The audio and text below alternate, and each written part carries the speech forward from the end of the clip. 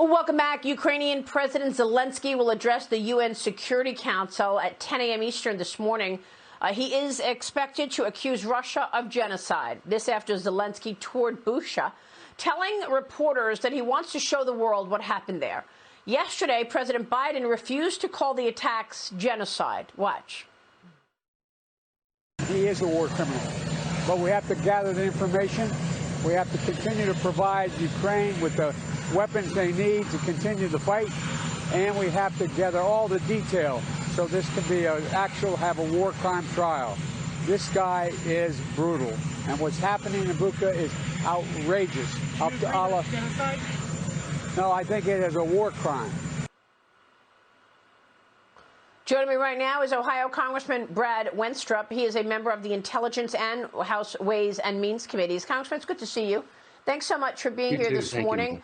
So much to talk to you about. First off, on what President Biden just said, we have to continue sending the weapons. Have we been sending the weapons in a timely fashion? Zelensky seems to suggest he's still waiting for the MiGs, the jets, so that he can have coverage above the land, air cover.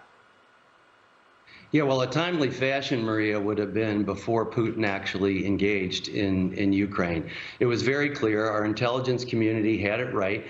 They knew what Putin was planning to do. The way they were positioned along their border and the assets that they have showed it clear that they were planning a full-scale attack. So a delayed deterrence is virtually no deterrence whatsoever. And I'm afraid that that's what Ukraine fell subject to, and we didn't help. So we're trying now to send humanitarian aid. We're trying to send lethal aid. Biden has said no to the planes. These are the things that they need and needed in advance, and we had the intelligence to know that. It's interesting, too, right now you see that Biden is saying that he's a war criminal, and I believe that he is as well. And I think Zelensky is going to make that point at the United Nations. He doesn't have a lot of respect for the United Nations, I don't believe. I gathered that when he spoke to us as members of Congress, when he talked about organizations like that without specifically naming the UN, he basically was saying, well, what good are they if they really can't be a proponent of peace? And it's an organization where several of the members that have big power structure within that organization that don't have the same values, virtues, and morals that we have. So we can be trying to send these things right now and say that we're spending more money, but dollars alone won't win this war for Ukraine, and that's really what we need. So the situation is just, the door was opened up for Putin to do this, and really the Biden administration is responsible for most of this. You know, when Biden was vice president, they walked right into Crimea. Biden becomes president, and he removes the sanctions on their pipeline. He hints that a minor incursion might be okay. He goes to Russia for a new arms control agreement. Our defense budget from the White House is weaker, especially with inflation. We become energy dependent. And time again, this administration has said what we won't do. These are all things that have empowered Putin. And so maybe Zelensky will call all of that out. I think we're going to be looking back at this moment in time the way we're looking back at Afghanistan and documenting all of the areas where we could have avoided all of this death and destruction. Meanwhile, you are a member of one of the most important committees in the House, the Intelligence Committee. I want to get to the House Ways and Means Committee work that you're doing as well. But on intelligence, Iran says that negotiators will return to Vienna only to finalize an agreement. Negotiations are over. They will not go to Vienna for any more negotiations, Congressman. Where are we? Have you been briefed in the Intel Committee about an Iran deal that apparently is imminent? We're getting some bits and pieces, Maria, but, you know, the maximum pressure campaign that Trump had in place on Iran, it was working. And, you know, right now they're actually talking about having Iran sell enriched uranium to Russia. Okay, and they want the Iranians to sell their uranium to Russia so that they don't develop a nuclear weapon. Are you kidding me? And then you're going to sell it to Russia, to Putin, who has threatened to use nukes.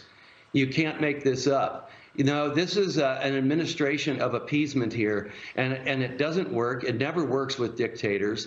Look, I have heard people within the administration allude to the idea that we should not have taken out Soleimani. Soleimani, who I can tell you, serving in Iraq, was responsible for the deaths of hundreds, if not thousands, of Americans with their aid in that war to kill Americans. But they ended, we should not have taken out Soleimani because it might inspire them to want to retaliate. Maria, they've been hitting us since 1979. This is ridiculous. They're not going to change. And with all that's taking place as we go into this deal, we're also talking about buying oil from Iran, Venezuela, and Russia. Well, the maximum pressure campaign that was working on Iran is now unfortunately working on Americans and American families that have to pay at the pump. Yeah. And I'll just go to one more thing that we should be doing. If you see what's taking place in the world and you see how China and Russia have really come together to really come after the United States of America, we need to be making sure Taiwan has everything that they need right now so we don't see the same thing happen to Taiwan that we basically allowed happen in Ukraine. Yeah, great point. I want to ask you about the House Ways and Means Committee work that you're doing, but let me just point out that Twitter is announcing that it will put Elon Musk on the board of directors. That has Twitter stock right now up about 5%. We've been talking about social media this morning, all morning long, Congressman, and now we have the news that Twitter is appointing Elon Musk to the company's board of directors. This is further fueling speculation that Elon Musk is trying to make real change at Twitter and perhaps eventually take this company over. But I want to get your take on Biden's budget, this $5.8 trillion budget that he proposes last week. Larry Lindsay is writing a note this morning from the Lindsay Group, and he's titling it Just for Giggles. And just for giggles, he's looking at all the projections in the budget. And one of the projections is that the economy is going to grow 3.5% in 2022. We know that there's a lot of commentary that we actually could see a recession in 2022. Nancy Lazar's at 1%.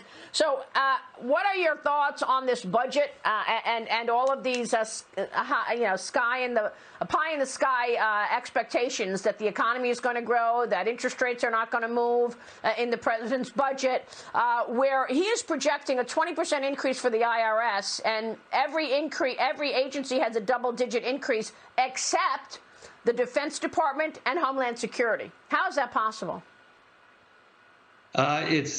It's amazing to me. It's a mindset that I just don't understand. It's a total lack of willingness to take a look at the problems that are taking place in the world.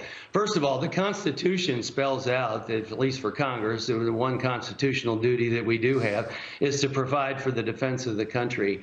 And that keeps getting minimized when we see that our adversaries are trying to hurt us in every way possible, including economically. And so this budget, unfortunately, does not do things that are going to improve our American families' way of life. And I think that, well, you know, I don't think it's going to go very far, but we've got our work to do in Congress. All right. We will leave it there. Congressman, it's always a pleasure to see you. Thanks very much for joining me this morning. Brad Wenstrup. Thank you, sir. We'll talk soon.